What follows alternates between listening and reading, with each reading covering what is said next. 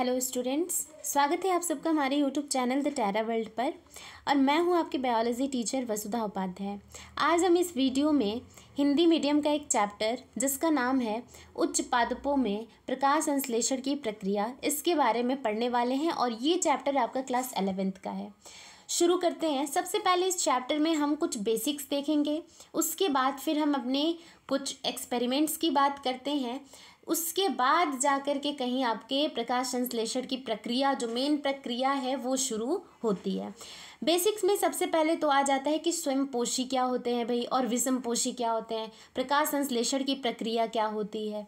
ठीक है, तो वो जीव जो अपना खाना स्वयं ही बनाते हैं, फिलहाल के लिए तो हम बेसिक पढ़ रहे हैं तो खाना या भोजन ही कहेंगे, वो क्या होते हैं, वो आपके होते हैं स्वयंपोषी। यानी कि ये क्या कर रहे हैं भाई, प्रकाश संश्लेषण की प्रक्रिया करेंगे। और यहाँ पे क्या होता है, इसके माध्यम से अपना भोजन स्वयं ही बनाते हैं। इसमें आपके सारे जो हरे पादप हैं या फिर जो भी आपके ब्लू ग्रीन एल्गी, जिसे नील हरित शैवाल कहा जाता है, ये सभी क्या होते हैं, आ जाते हैं। वहीं विषमपोषी की अगर बात की जाए तो ये वो जीव होते हैं जो कि डायरेक्टली इनडायरेक्टली अपने भोजन के लिए किस पे निर्भर होते हैं, स्वयंपोषी, यानी कि हरे पादपों पर निर्भर होते हैं। ठीक है, इसके अलावा अब आता है कि प्रकाश संश्लेषण यानी फोटोसिंथेसिस क्या होती है। फोटोसिंथेसिस की प्रक्रिया तो ये आपका एक फिजिको केमिकल प्रोसेस है, यानी भौतिक रासायनिक प्रक्रिया है, जिसमें कि जो पादप हैं वो अपने आसपास के वातावरण से क्या करेंगे, CO2 को एब्जॉर्ब करते हैं। और जो सूर्य की किरणें आ रही हैं, सनलाइट है, इनकी मदद से क्या किया जाता है भाई, अपना खुद का ये क्या करेंगे, भोजन या भोज्य पदार्थ जो कि आपका कार्बनिक यौगिक होता है, ग्लूकोज होता है, इसकी सिंथेसिस करते हैं, संश्लेषण करते हैं। और ये क्या होती है, पूरी प्रक्रिया को कही जाती है प्रकाश संश्लेषण। ठीक है, एक चीज़ आता है यहाँ पे कि जो सनलाइट है, जो आपके ये प्रकाश हैं, इनको कैसे बॉडी में ट्रैप की जाती है, तो ये आपकी ट्रैप की जाती है क्लोरोफिल की मदद से। तो ये पूरी प्रक्रिया जो है, इसे कहा जाता है प्रकाश संश्लेषण।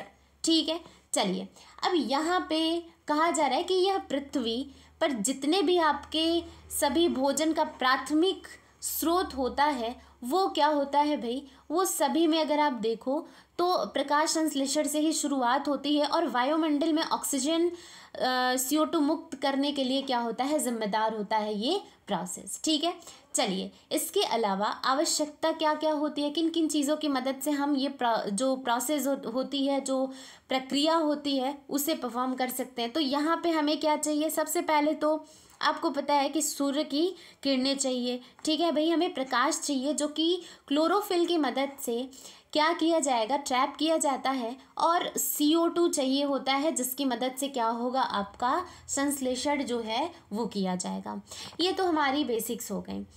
आगे अगर हम देखें तो आपके बुक में दिया हुआ है कि भाई हम क्या जानते हैं। देखिए आपके इस चैप्टर में टोटल कुल मिला करके 7 क्या होते हैं भाई, एक्सपेरिमेंट होते हैं। 7 आपको एक्सपेरिमेंट पढ़ना है, जिसमें से 2 जो एक्सपेरिमेंट हैं आप पढ़ चुके हो। क्लास 10th तक अगर देखा जाए तो आपने पहले उसे पढ़ा है, लेकिन बाकी के जो 5 एक्सपेरिमेंट्स होते हैं वो आपका क्या हो जाएगा, आपके लिए नया होगा। ठीक है, तो हम शुरुआत यहाँ से करते हैं, फिर हम प्रारंभिक जो आपके एक्सपेरिमेंट्स होते हैं, अर्ली एक्सपेरिमेंट्स होते हैं, उन पे जाते हैं, फिर आपका मेन जो फोटोसिंथेसिस यानी प्रकाश संश्लेषण की प्रक्रिया है वो शुरू होती है। एक और चीज़ है, इस वीडियो में हम कुछ ही टॉपिक्स को डिस्कस करेंगे, जैसे कि सबसे पहले तो हम इन 7 जो एक्सपेरिमेंट्स हैं इनके बारे में बात करेंगे। देन हम यहाँ पे आते हैं कि क्लोरोप्लास्ट जो होता है ना, जो आपका क्लोरोप्लास्ट है ये कैसा होगा, स्ट्रक्चर इसकी संरचना इसकी कैसी होती है। ठीक है, कौन कौन से इसके जो भाग हैं किन चीज़ों के लिए जिम्मेदार हैं, ये सारी चीज़ें पढ़ेंगे। फिर हम जो वर्णक होते हैं उनके बारे में पढ़ सकते हैं। उसके बाद फिर आपका नेक्स्ट, इस वीडियो में इतना, नेक्स्ट वीडियो में हम अगले टॉपिक्स की बात करेंगे। चलिए, तो सबसे पहले तो हम अपने पहले एक्सपेरिमेंट की बात करते हैं। आपके बुक में एनसीईआरटी में शुरुआत हुई है कि हम क्या जानते हैं, ठीक है, वॉट डू वी नो। सबसे पहले तो आप देखिए, अगर आपने अपने आसपास के पादपों में अगर देखा होगा तो आपने पाया होगा कि जो पत्तियां होती हैं, कुछ पत्तियां जो होती हैं वो कैसी होती हैं भाई। एक सेकंड, ये पत्ती थोड़ा सा इसको दूसरा बनाते हैं। यहाँ पर अगर आप पत्तों में देखो तो क्या होता है, जो, चलिए ये सही है अभी। तो यहाँ पे क्या हो जाएगा कि जो भी यहाँ पे अगर पत्तियाँ होती हैं जिनमें कि एक कोई भी पत्ती, सिंपल सी बात है कि हरे रंग की पूरी नहीं हो सकती है, ठीक है, कोई भी लीफ जो होगी, कोई भी पत्ती जो होगी यहाँ पे हरे रंग की तो नहीं हो सकती है पूरी की पूरी। कुछ ना कुछ यहाँ पे पैचेस प्रेजेंट ही होंगे, कुछ ना कुछ आपके क्या होंगे भाई, यहाँ पे दूसरे रंग प्रेजेंट होते हैं। तो ये जो दूसरा रंग है ना, ये इसकी वजह से क्या होता है, इसको हम बोलते हैं शबलित लीफ, ठीक है, पत्ती, शबलित पत्ती या फिर चित्तीदार पत्ती, ठीक है, और इंग्लिश में कहा जाता है वैराइगेटेड लीफ, ठीक है, यानी कि एक पत्ती जिसमें कि एक से ज़्यादा रंग हो, ठीक है, और आपके बुक के हिसाब से इसमें क्या है भाई, येलोइश पैचेस यहाँ पे प्रेजेंट हैं, यानी पीले पीले क्या है भाई, छोटे छोटे रंग में ये इस तरीके से प्रेजेंट है।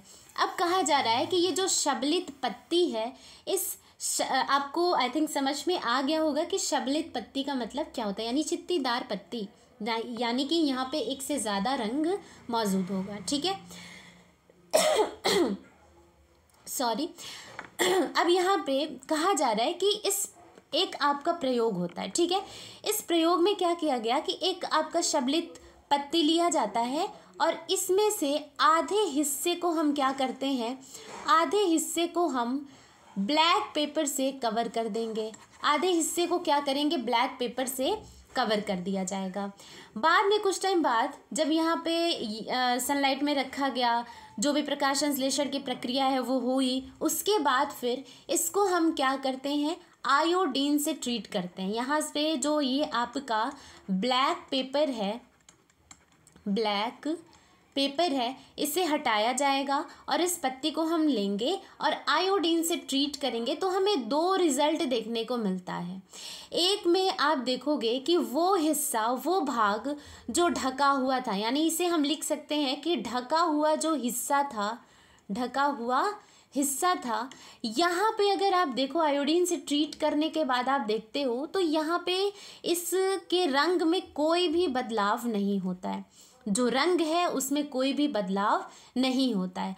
लेकिन वो हिस्सा जो ढका हुआ नहीं था, जो खुला हुआ हिस्सा था, जो खुला हुआ हिस्सा था, इसमें क्या होता है, जैसे ही आयोडीन के से ट्रीट किया जाता है तो यहाँ पे रंग में क्या होगा भाई, परिवर्तन होता है, चेंज होता है, और ये आपका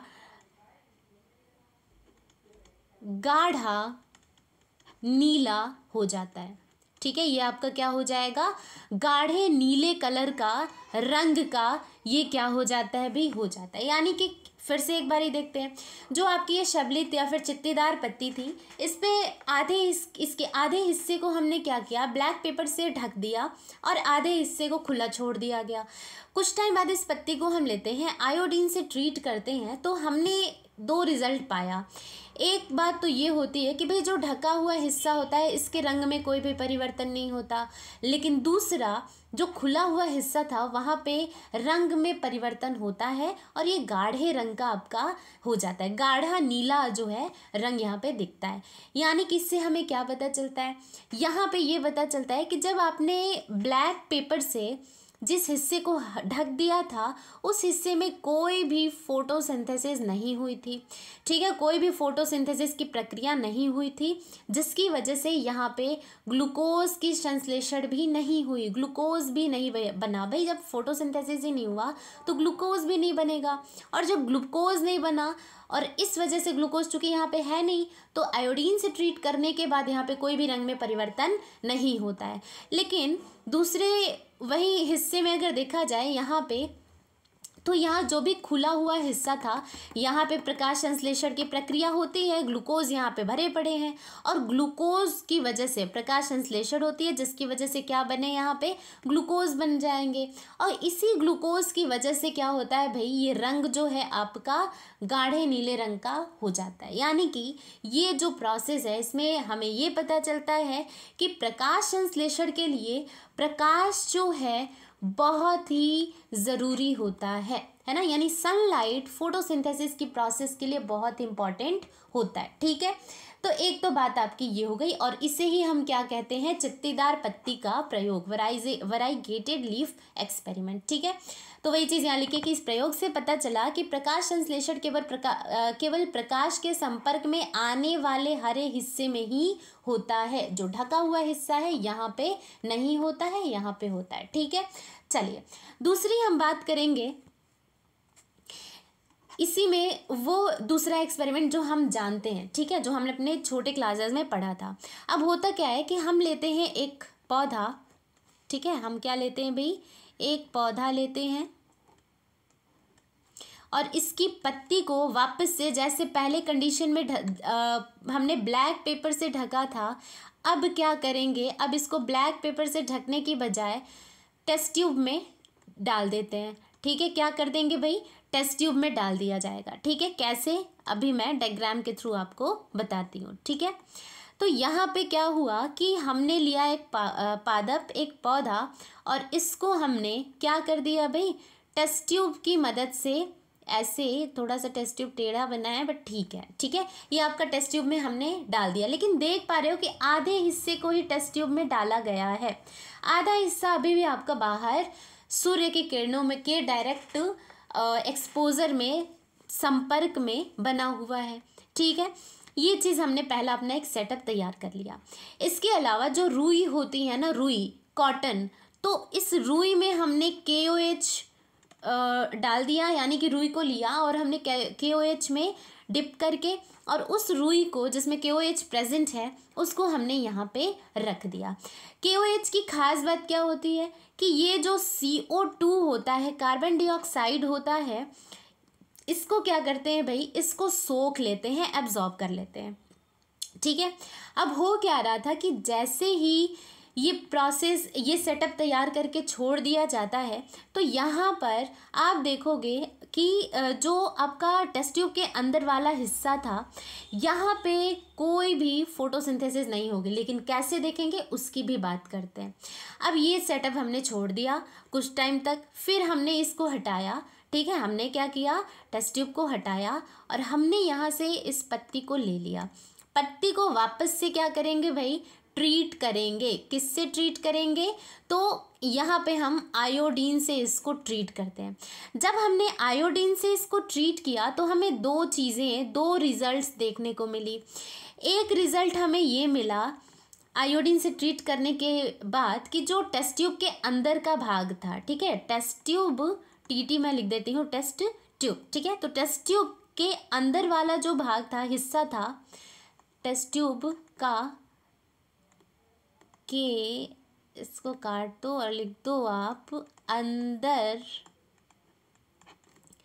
का हिस्सा, ठीक है। टेस्ट ट्यूब के अंदर के हिस्से की बात की जाए तो यहाँ पे क्या होता है भाई, यहाँ पर हमने देखा, ये हिस्सा है बच्चे, थोड़ा सा इसको करेक्ट कर लेना, टेस्ट ट्यूब के अंदर का हिस्सा यानी पत्ती की बात हो रही है। तो वो भाग जो अंदर था, वहाँ पे हमने देखा कि कोई भी रंग में परिवर्तन या चेंज नहीं होता है। वहीं जो दूसरी कंडीशन हमने देखी कि जो बाहर खुला हुआ भाग था, खुला हुआ भाग जो था उसमें क्या होता है, उसमें रंग जो था वो आपका परिवर्तित हो जाता है। यानी कि इस पत्ती को हमने जब आयोडीन से ट्रीट किया तो हमने दो चीज़ें देखी। एक जो कि टेस्ट ट्यूब के अंदर वाला हिस्सा था पत्ती का, इसमें रंग परिवर्तन नहीं होता है और दूसरे में रंग परिवर्तन हो जाता है। ऐसा क्यों होता है भाई? क्योंकि जब आपने यहाँ पे टेस्ट ट्यूब में ये KOH वाला रुई या कॉटन रख दिया था ना, तो इस KOH में क्या खास बात होती है कि CO2 जो यहाँ पे आएंगे ये इसको सोख लेते हैं। CO2 को क्या करेंगे भाई, ये सोखते चले जाते हैं। तो बाहर वाले हिस्से को तो CO2 मिल रहा था, फोटोसिंथेसिस हो रही थी, है ना। बाहर क्या हो रहा था, CO2 यहाँ पे इन्हें मिल रहा है ना, CO2 मिल रहा है। यहाँ पे मैं लिख देती हूँ, CO2 इन्हें क्या होता है, मिलता है। और जो CO2 मिलने की वजह से फोटोसिंथेसिस की प्रक्रिया थी वो भी आपकी हो रही थी, जिसकी वजह से रंग में परिवर्तन आता है। ये नीले, यहाँ भी क्या होता है, यहाँ भी ये नीले रंग का हो जाता है, ठीक है। यहाँ भी क्या हो जाएगा, नीला हो जाता है। लेकिन अगर आप इस कंडीशन में देखो तो यहाँ पे ना ही CO2 इन्हें मिल रहा है, ना ही फोटोसिंथेसिस होती है और ना ही यहाँ पे कोई रंग में परिवर्तन होता है। और ये आपका एक्सपेरिमेंट होता है जिसमें कि ये बताया गया, इस निष्कर्ष पे पहुंचा गया कि भाई CO2 जो होता है ना बहुत ही इम्पॉर्टेंट आवश्यक होता है। किस चीज़ के लिए, प्रकाश संश्लेषण की प्रक्रिया के लिए, ठीक है। तो ये आपका था दूसरा एक्सपेरिमेंट। चलिए अब हम बात करेंगे प्रारंभिक प्रयोग की। प्रारंभिक प्रयोग में जैसा कि मैंने बताया था कि दो आपको प्रयोग ऐसे पढ़ने होते हैं जो कि आप पहले स्कूलों में अपने या क्लास 10th में आपने अपनी पहले के कक्षाओं में पढ़ा है। लेकिन यहाँ पे क्या होता है, 5 ऐसे एक्सपेरिमेंट्स होते हैं जो कि आप अभी तरोताज़ा एक्सपेरिमेंट पढ़ोगे, ठीक है। चलिए इसमें सबसे पहला आता है आपका जोसेफ प्रिस्टले का एक्सपेरिमेंट, ठीक है। होता क्या है यहाँ पे कि आप इस डायग्राम में अगर देखो तो सबसे पहले जोसेफ भाई ने क्या किया कि इन्होंने एक चूहा और एक मोमबत्ती को एक बेल जार के अंदर रख दिया, ठीक है। और कुछ टाइम बाद जब देखा गया तो चूहा क्या होता है भाई, मर जाता है और मोमबत्ती भी आपकी बुझ जाती है, ठीक है। वहीं जब हमने फिर प्रेस्ले ने सोचा कि भाई ऐसा क्या है कि चूहे को और मोमबत्ती को जब यहाँ पे बेलजार के अंदर रखा जा रहा है तो यहाँ पे चूहा भी मर जाता है और मोमबत्ती भी बुझ जाती है, ऐसा क्यों हो रहा है। फिर इन्होंने क्या किया कि पुदीने का जो पौधा होता है ना, ये क्या था आपका पुदीना, यानी कि मिंट प्लांट था। तो जब इसको इस बेलजार के अंदर इन्होंने रखा तो इन्होंने क्या पाया कि चूहा भी जिंदा है और मोमबत्ती भी जल रही है, ना चूहा मरता है ना ही मोमबत्ती बुझती है। और फिर यहाँ पे इन्होंने कुछ चीज़ें बताई, है ना, यानी कि हरे पादपों के विकास में वायु की आवश्यक भूमिका होती है, ये तो सबको पता है। और इन्होंने यहाँ पे देखा भी कि भाई जलती हुई मोमबत्ती यहाँ पे जो है आराम से चल रही है, लेकिन कुछ टाइम बाद बुझ जा रही है और चूहा भी जो है वो क्या होता है, उसकी भी मृत्यु हो जाती है, ठीक है। लेकिन जैसे ही यहाँ पे पुदीने का पौधा रखा जाता है तो मोमबत्ती भी जलती रही, चूहा भी जीवित रहा। और यहाँ पे इन्होंने एक हाइपोथेसिस दी, एक परिकल्पना दी कि जो पौधा है ना, यहाँ पे क्या था, जो भी आपका एक चीज़ है, याद रखना कि हवा जो है यहाँ पे, ठीक है, इन्होंने बताया कि इस हवा में कुछ तो ऐसा है जिसकी वजह से ये चूहा जिंदा रहता और ये आपका जल रहा था। लेकिन इन्होंने उस सारी चीज़ों को यूज़ कर लिया और इसको दूषित कर दिया, हवा को क्या किया इन्होंने, दूषित कर दिया, ठीक है। और इसकी वजह से कुछ टाइम बाद ये आपका चूहा जो है मर जाता है और कैंडल आपकी बुझ जाती है, मोमबत्ती आपकी बुझ जाती है, ठीक है। तो ये चीज़ थी यहाँ पे। लेकिन जैसे ही पौधा को यहाँ पे रखा गया तो ये पौधा जो चीज़ ख़त्म हुई थी ना हवा में, वायु में, उसको ये क्या करते हैं आपके रीस्टोर कर देते हैं, पुनर्स्थापित कर देते हैं, जिसका यूज़ करके, जिसका प्रयोग करके चूहा भी जिंदा रहता है और मोमबत्ती भी आपकी जलती रहती है। यानी कि इन्होंने कहा कि पौधा जो है आपका वायु में वह सब कुछ पुनर्स्थापित कर देते हैं जो सांस लेने वाले जानवर और जलती हुई मोमबत्ती हटाते हैं। और अब हमें पता है कि चूहा और मोमबत्ती जो चीज़ प्रयोग कर रहे थे वो था ऑक्सीजन, तो ऑक्सीजन तो ख़त्म हो गया, पहले जितना था ऑक्सीजन है ही नहीं यहाँ पे, और ये रिलीज़ क्या करते हैं, CO2, यानी कि CO2 आपके इन्वायरमेंट में यहाँ पे बहुत ज़्यादा हो गया था, हवा दूषित हो गई, इसकी वजह से इनकी मृत्यु हो जाती है। लेकिन जैसे ही पादप रखा गया तो ये पादप क्या करते हैं भाई, ये आपके CO2 रिलीज़ करते हैं, तो ये आपका उपयोग कर लेते हैं। और पादप जो है, जो मिंट है यानी कि पुदीना, ये आपका ऑक्सीजन यहाँ पे रिलीज करता है, तो चूहा भी यूज़ करता है और कैंडल भी आपकी जलती रहती है। और ये क्या थी, ये चीज़ें बताई गई थी किसके द्वारा, जोसेफ प्रिस्टले के द्वारा। ठीक है, चलिए अब आते हैं जैन, वैसे तो ये जॉन नहीं है, यान पढ़ा जाता है, यान इंजनहाउस। ठीक है, इन्होंने क्या किया, सेम इसी चीज़ को लेकिन दूसरे तरीके से इन्होंने बताया। इन्होंने क्या किया कि सबसे पहले तो इन्होंने क्या दिखाया वो पढ़ लेते हैं। वायु को शुद्ध करने वाली जो पादप प्रक्रिया है, इसमें प्रकाश जो है, सूर्य की प्रकाश जो है बहुत ही अहम भूमिका निभाती है। और उन्होंने ये चीज़ को दिखाया कि जब तेज़ धूप आपकी हुई हो, है ना, जब पादप को तेज धूप में रखा गया तो इसके चारों ओर बुलबुले बने। ठीक है, छोटे छोटे से बुलबुले बनते थे, लेकिन अंधेरे में ऐसा नहीं होता था। ठीक है, और इसके लिए इन्होंने क्या किया, इसके लिए इन्होंने जो जलीय आपके पादप थे उन पे एक्सपेरिमेंट ये करते हैं। ठीक है, तो इसको ज़रा डायग्राम बनाते हैं। ठीक है, इस चीज़ को एक्सप्लेन करने के लिए इन्होंने क्या किया, जो जलीय पादप थे, है ना, जलीय पादप में इन्होंने ये एक्सपेरिमेंट किया। ये आपका हो गया जल। ठीक है, और यहाँ पे हम बना देते हैं पादप।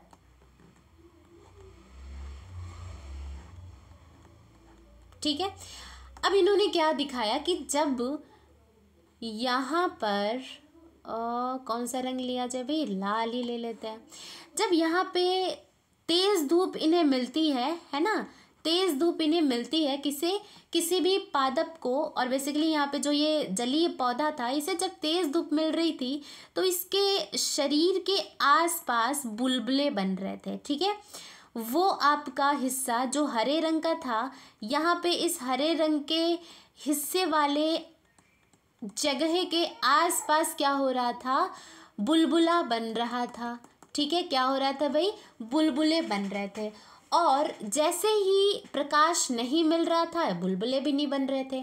और फिर इन्होंने बताया कि ये जो बुलबुले हैं, ये आपके प्रकाश संश्लेषण की प्रक्रिया के दौरान निकलने वाले छोटे छोटे जो बुलबुले हैं, ये आपके क्या है, ऑक्सीजन है ना। यानी कि फिर से एक बारी इन्होंने दिखाया कि जब जलीय पौधे में प्रकाश संश्लेषण होती है, और तभी होती है जब यहाँ पे सूर्य की किरणें मिलती हैं, तो यहाँ पे प्रकाश संश्लेषण होगी। इस संश्लेषण के दौरान जो ऑक्सीजन है वो रिलीज़ किया जाता है, जिसकी वजह से जो शरीर है इनका, स्पेशली खास तौर पे जो हरा भाग है, उस हरे भाग के आसपास क्या होता है भाई, हरे भाग के आसपास छोटे छोटे बुलबुले बन जाते हैं, जो बाद में पहचाना गया कि ये ऑक्सीजन होता है ना। और ये चीज़ किसने बताई, ये चीज़ इन्होंने बताई, यान इंजनहाउस ने बताई। ठीक है, लेकिन ये चीज़ अंधेरे में नहीं होती है, क्योंकि ना ही वहाँ पे सूर्य की किरणें मिल रही हैं, ना ही वहाँ पे फोटोसिंथेसिस हो रही है, और ना ही वहाँ पे ऑक्सीजन आपका रिलीज़ किया जा रहा है, और इस वजह से क्या होता है, अंधेरे में प्रक्रिया नहीं हो रही थी। चलिए अब हम बात करते हैं जूलियस वैन सैक्स के बारे में। तो जो जूलियस वैन सैक्स हैं, इन्होंने बताया कि भाई जो पादप हैं ये बढ़ते हैं, और बढ़ते पादप बढ़ने के साथ साथ ग्लूकोज का उत्पादन भी करते चले जाते हैं। यानी कि जैसे जैसे पादप आपके ग्रोथ करते हैं, बढ़ते हैं, उसी तरीके से जो ग्लूकोज है ये भी आपका संश्लेषित किया जाता है। ठीक है, और उन्होंने एक और चीज़ बताई कि ये ग्लूकोज वही बनता है जो हरे रंग का आपका क्या होगा, हरा भाग है। यानी कि पौधे के हरे भाग में क्या होता है, ये ग्लूकोज आपके बनाए जाते हैं, और ये ग्लूकोज एक खास तरीके के पिंड में प्रेजेंट है, जिसे हम क्या कहते हैं, जिसे कहा जाता है क्लोरोप्लास्ट। जिसे क्या कहा जाता है भाई, क्लोरोप्लास्ट कहा जाता है। ठीक है, फिर से एक बारी, जो जूलियस वैन सैक्स थे, इन्होंने बताया कि जैसे जैसे पादप बढ़ते जाते हैं, इनकी जो बढ़ने की प्रोसेस होती है जैसे जैसे होगी, वैसे वैसे ग्लूकोज की उत्पादन भी यहाँ पे होता है और ये ग्लूकोज जो है वही संश्लेषित होता है जो पादप का हरा भाग होगा। और इस हरे भाग की अगर बात करें तो यहाँ पे प्रेजेंट होता है आपका क्लोरोफिल, और ये क्लोरोफिल एक खास तरीके के विशेष पिंड में प्रेजेंट होता है जिसका नाम है क्लोरोप्लास्ट। ठीक है, तो ये क्या है भाई, ये वही हिस्सा होता है जहाँ पे कि ग्लूकोज जो है सामान्यतः बनता है। लेकिन जैसे ही आपका ग्लूकोज बन जाता है, ये ग्लूकोज आपका संग्रहित किया जाएगा स्टार्च के रूप में। ठीक है, स्टार्च के रूप में क्या होता है, ये आपका संग्रहित किया जाता है। ठीक है, तो ये बात थी और किसने बताई, वॉन ने आपकी बताई थी, यानी कि जूलियस वॉन सैक्स ने बताई थी। ठीक है, चलिए चौथा आपका एक्सपेरिमेंट है TW एंगलमैन के द्वारा दी गई, और इन्होंने इसमें बेसिकली क्या किया उसकी हम बात करते हैं। ठीक है, चलिए सबसे पहले हम थोड़ा डायग्राम बनाते हुए चलेंगे।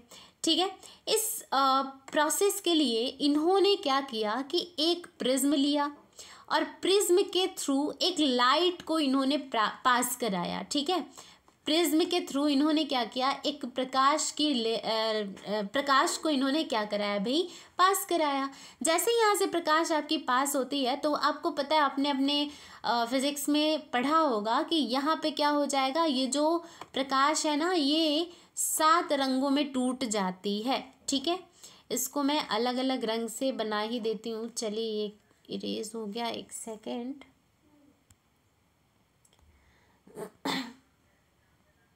चलिए यहाँ पे क्या होता है भाई, विबग्योर बनता है।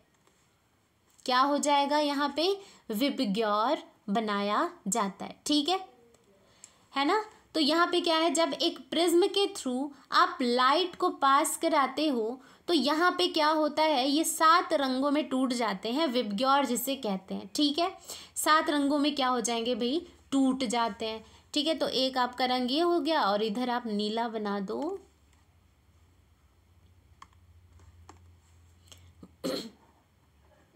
इधर हमने बना दिया नीला, बीच में भी है आपका। ठीक है, यानी कि ये क्या होता है, विबग्योर आपका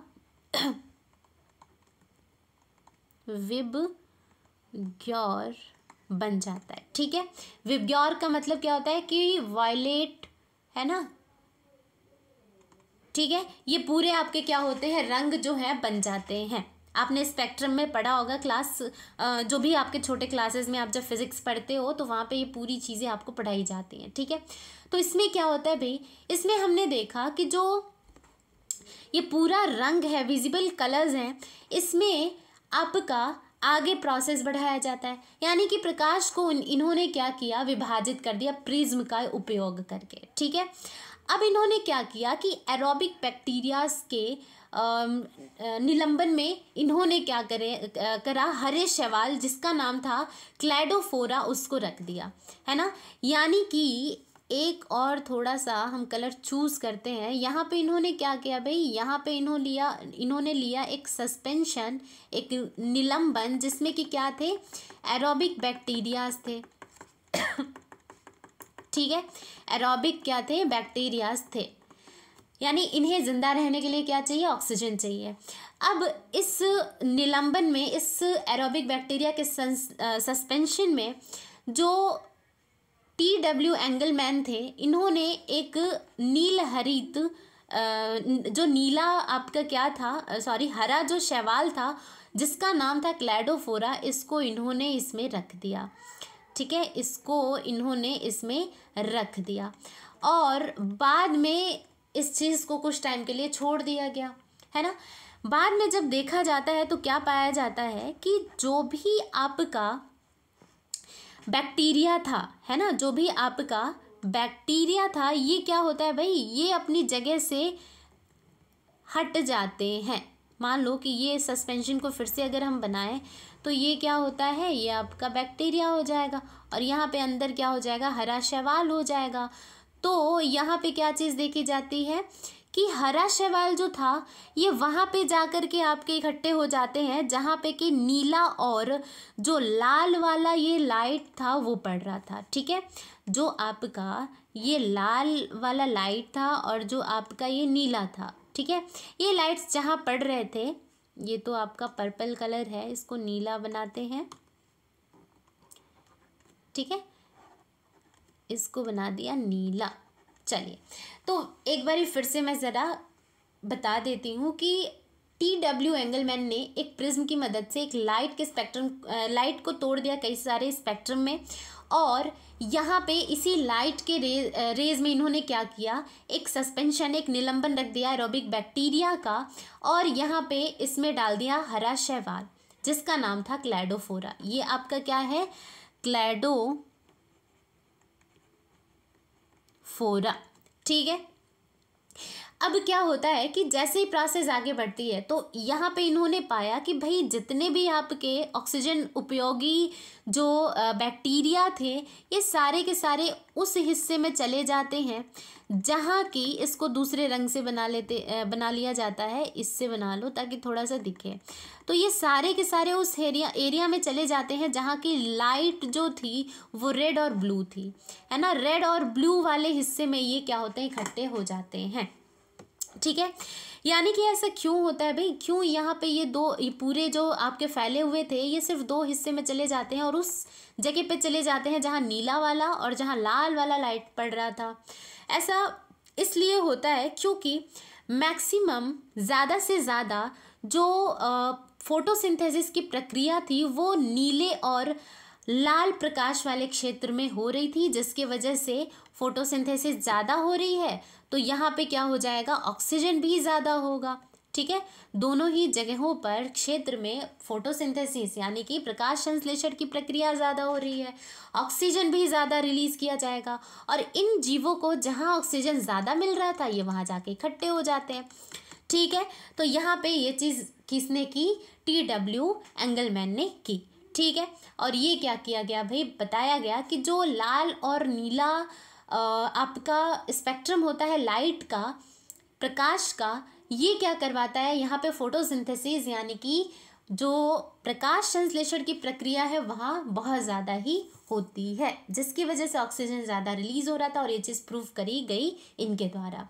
चलिए, अब हम बात करते हैं अपने लास्ट वाले एक्सपेरिमेंट की, जिसको कि दिया था कॉर्नेलियस वॉन लील ने। ठीक है, इन्होंने क्या किया, इन्होंने बेसिकली कुछ बातें बताई। ठीक है, तो जो ये आपके साइंटिस्ट हैं इन्होंने प्रदर्शित किया कि जो प्रकाश संश्लेषण आपकी प्रक्रिया जो होती है ये प्रकाश पर निर्भर होती है, और सही बात है, इसमें कोई नई बात नहीं है। ठीक है, साथ ही साथ अभी यहाँ पे कन्फ्यूज़न था कि भाई सबको ऐसा लगता था कि जो आपका यहाँ पे ऑक्सीजन आ रहा है ये आपका किसके द्वारा बनाया जाता है, तो ये आपका बनाया जाता है CO2 के द्वारा, यानी कि CO2 की मदद से क्या होता है, CO2 की मदद से ऑक्सीजन आपके बनाए जाते हैं। ठीक है, पहले ऐसा मानना था सबका, लेकिन यहाँ पे जब नील भाई आते हैं इन्होंने कुछ चीज़ें की। ठीक है, और यहाँ पे इन्होंने प्रूव किया कि नहीं, जो हाइड्रोजन जो आपका यहाँ पे पानी होता है इससे ये आपका टूट करके और क्या बनाएगा, ऑक्सीजन बनाता है, ना कि कार्बन डाइऑक्साइड। ठीक है, इसी चीज़ को इन्होंने क्या किया, प्रूव किया। ठीक है, चलिए, तो इस प्रतिक्रिया में जिसमें कि एक उपयुक्त ऑक्सीकरण यौगिक से हाइड्रोजन कार्बन डाइऑक्साइड को कार्बोहाइड्रेट से अपचयित करता है। ठीक है, यहाँ पे हरे पादपों में जो हाइड्रोजन है इसको दाता माना जाता है और ऑक्सीकृत होता है ऑक्सीजन। ठीक है, इसका निष्कर्ष क्या निकलता है भाई कि हरे पादपों में जो निकलने वाली ऑक्सीजन होती है वो H2O से आती है, यहाँ पे पानी से आती है, ना कि आपके CO2 से। ठीक है, जो अभी मैंने बताया वही सारी चीज़ें यहाँ पे लिखी हुई हैं, है ना। फिर से एक बार इसको देखा जाता है। अब इसके लिए यहाँ पे क्या किया जाता है कि जो H2S था इसको यूज़ किया जाता है किसकी जगह पे भाई, इसको यूज़ किया जाता है आपके वाटर की जगह पे। ठीक है, फिर से एक बारी, जो H2S होता है इसको यूज़ किया जाता है किसकी जगह पे, H2O की जगह पे, और क्या दिखाने के लिए, तो ये दिखाने के लिए कि जो आपका ऑक्सीजन हरे पादपों के द्वारा निकलता है वो CO2 से ना निकल करके और इसी से निकलता है। तो यहाँ पे ये चीज़ आपकी याद रखनी है, ठीक है। अच्छा, ये जो एक्सपेरिमेंट था ये किस पे होता है भाई, तो यहाँ पे प्रूफ, सबसे पहले तो प्रूफ करने के लिए क्या होता है, आपको पता है कि CO2 नहीं बनाता है ऑक्सीजन, वाटर बनाता है, पहली बात। दूसरी बात यहाँ पे ये भी यहाँ पे ये जो एक्सपेरिमेंट हुआ था, चूँकि अब हम पानी नहीं ले रहे हैं तो यहाँ पे क्या हो जाएगा, पर्पल और ग्रीन सल्फर बैक्टीरिया, पर्पल और ग्रीन सल्फर बैक्टीरिया के ऊपर क्या होता है, प्रोसेस किया जाता है, ठीक है। और ये आपके क्या होते हैं, एनऑक्सीजनिक होते हैं, यानी कि अकार्बनिक, आपके कार्बनिक नहीं, अऑक्सीजनिक होते हैं। इसका मतलब क्या होता है, यानी कि प्रोसेस के दौरान ये ऑक्सीजन का संश्लेषण नहीं करेंगे, ठीक है। ये ऐसे आपके ऑर्गेनिजम्स हैं जो कि ऑक्सीजन की सिंथेसिस नहीं करते हैं, ठीक है। अब यहाँ पे ज़रा देखते हैं कि क्या होता है। अब यहाँ पे लिया गया कार्बन डाइऑक्साइड, यहाँ पे वाटर की जगह H2S लिया गया, और बाद में जब संश्लेषण की प्रोसेस होती है तो यहाँ पे हमने देखा कि यहाँ पे आपका ग्लूकोज भी बन रहा है, साथ ही साथ यहाँ पे आपका बन रहा है 12S एंड वाटर भी बनाए जा रहे हैं। दोनों ही प्रक्रिया में अगर देखा जाए तो यहाँ पे क्या लिया गया था भाई, यहाँ पे आपका लिया गया था CO2, ठीक है। यहाँ नीचे भी आपका CO2 लिया जाता है, लेकिन यहाँ पे वाटर था और यहाँ पे वाटर की जगह H2S ले लिया जाता है। एंड अब ये बताओ कि अगर CO2 यहाँ पे है ना, और अगर CO2 आपका बना रहा होता, प्रोसेस जो थी वो परफॉर्म कर रहा होता किस चीज़ की, ऑक्सीजन बनाने की, तो CO2 तो यहाँ पे भी था, तो यहाँ पे आपका ऑक्सीजन बनना चाहिए था, है ना। फिर से एक बारी मैं बताती हूँ, इसको ध्यान से आपको समझना है बहुत इजी, लेकिन थोड़ा सा घुमाऊँ है तो थोड़ा सा आपको समझ नहीं आएगा, ठीक है। फिर से एक बारी देखते हैं क्या किया जा रहा है। यहाँ पे नील भाई ने क्या किया कि वाटर की जगह ले लिया H2S, ठीक है, सिर्फ ये दिखाने के लिए कि कार्बन डाइऑक्साइड यहाँ भी प्रेजेंट है, और इससे ये दोनों आपके अलग इक्वेशंस हैं। तो इस इक्वेशन में आपने देखा कि H2S लिया गया है, और जब ये पूरी प्रक्रिया होती है सिंथेसिस की, तो यहाँ पे ग्लूकोज तो बनता ही है, लेकिन यहाँ पे आपका ऑक्सीजन नहीं बनता, ठीक है। ऑक्सीजन की जगह यहाँ सल्फर आपका बन रहा है, और यहाँ पे पानी आपके बन रहा है। यहाँ भी आपका CO2 था, लेकिन वाटर था इसके साथ में दूसरे इक्वेशन में, ठीक है। यहाँ पे भी आपका ग्लूकोज बनता है, ऑक्सीजन बनता है, यहाँ पे भी पानी बनता है, वाटर बनता है। दोनों ही अलग अलग एक्सपेरिमेंट के इक्वेशंस हैं, सारी चीज़ें सिमिलर हैं, लेकिन एक चीज़ अलग है यहाँ पे। एक तो यहाँ पे पानी की जगह H2S लिया जाता है, और यहाँ ऑक्सीजन की जगह सिर्फ S बन रहा है, सल्फर बन रहा है। और ये यहाँ से प्रूव होता है कि भाई जो CO2 था, अगर ये आपका ऑक्सीजन बनाता तो CO2 तो इस कंडीशन में भी था, तो इसने क्यों नहीं यहाँ पे ऑक्सीजन बनाया, क्यों यहाँ पे सल्फर बनता है। यानी कि हो ना हो जो पानी है वही यहाँ पे क्या करता है, ऑक्सीजन बनाता है, और जिसकी वजह से यहाँ पे ऑक्सीजन की जगह क्या बन जाता है, सल्फर बन गया, ठीक है। क्योंकि यहाँ पे पानी की बजाय क्या था, H2S था। और ये किसने प्रूव किया, ये प्रूव किया आपके नील भाई ने, ठीक है। तो ये आपका क्या था, लास्ट एक्सपेरिमेंट था। और यहाँ से हमें पता चलता है कि जो कार्बन डाइऑक्साइड होता है ये नहीं आपका बनाता ऑक्सीजन हरे पादपों में संश्लेषण के दौरान। जो आपका पानी है ये क्या करते हैं, टूटते हैं और बनाते हैं ऑक्सीजन, ठीक है। तो ये था आपका एक्सपेरिमेंट जिसको कि हमने ख़त्म कर लिया। अब हम बात करेंगे कि भाई जो ये प्रकाश संश्लेषण की प्रक्रिया है ये होती कहाँ है। तो आपने वैसे छोटे क्लासेस में पढ़ रखा है कि ये जो प्रक्रिया है ये आपके कहाँ होती है भाई। इसका जो प्राथमिक स्थल होता है वो क्लोरोप्लास्ट होता है, जो कि मुख्य रूप से पत्तियों में बहुत ही ज़्यादा मात्रा में पाए जाएंगे। और कहाँ पाए जाते हैं, तो पर्ण मध्योतक यानी मीजोफिल कोशिकाओं में पाए जाते हैं, ठीक है। अब यहाँ पे अगर इनकी संरचना देखो तो झिल्ली तंत्र होती है जिसमें ग्रेना, स्ट्रोमा, लैमेले ये सारे आ जाते हैं, और स्ट्रोमा यानी कि मैट्रिक्स आपका प्रेजेंट होता है। एक बारी हम इसके डायग्राम को ज़रा देख लेते हैं।